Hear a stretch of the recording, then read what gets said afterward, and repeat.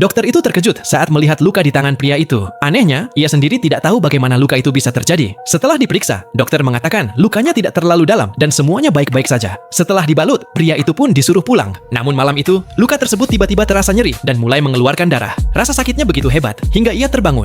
Ia kembali ke rumah sakit untuk pemeriksaan lebih detail, tetapi dokter tetap mengatakan semuanya normal. Ketika sahabatnya mengetahui hal itu, ia mulai berpikir bahwa pria itu mungkin berada dalam pengaruh roh jahat. Ia pun mengajaknya menemui seorang dukun. Mereka pergi ke rumah sang dukun, dan pria itu terkejut karena dukun tersebut ternyata seorang gadis muda. Saat gadis itu membuka matanya, ia tidak bisa melihat pria itu sama sekali. Namun, ia dapat melihat dengan jelas sekumpulan roh yang berjalan tepat di belakangnya. Ia berkata bahwa pria itu masih hidup karena ayahnya pernah memberinya sebuah cincin. Cincin itu melindunginya. Mendengar itu, sang pria setengah percaya. Ia menunjukkan luka yang bercahaya dan bertanya apa yang sebenarnya terjadi. Gadis itu langsung menyadari bahwa luka dan cincin itu sama-sama memancarkan cahaya putih. Wajahnya berubah serius. Ia mengambil segenggam beras, meletakkannya di atas meja, dan mulai melakukan ritual. Tak lama kemudian, sebuah simbol salib muncul. Saat itu juga, pria tersebut mulai percaya. Gadis itu berkata bahwa salib adalah simbol agama Kristen dan menyuruhnya pergi ke gereja terdekat tepat tengah malam. Di sana, seseorang akan menolongnya. Tepat tengah malam, pria itu tiba di depan gereja. Namun saat mendekati pintu, seekor burung gagak tiba-tiba menghalangi jalannya. Tak lama kemudian, banyak gagak menyerangnya, seolah-olah mencegahnya masuk. Di dalam gereja, seorang pemuda sedang terikat. Dua pendeta tengah melakukan ritual pengusiran setan. Mereka mengira ritual itu hampir selesai, tetapi tiba-tiba pemuda itu bebas dan menjatuhkan pendeta tua itu ke lantai. Pendeta tua itu segera membacakan mantra-mantra kuat, namun kekuatan pemuda itu jauh lebih besar. Pemuda itu mencekik leher pendeta tua tersebut. Dengan sisa tenaganya, pendeta tua menusukkan salib dan menekannya ke mata pemuda tersebut, membuat pemuda itu semakin mengamuk.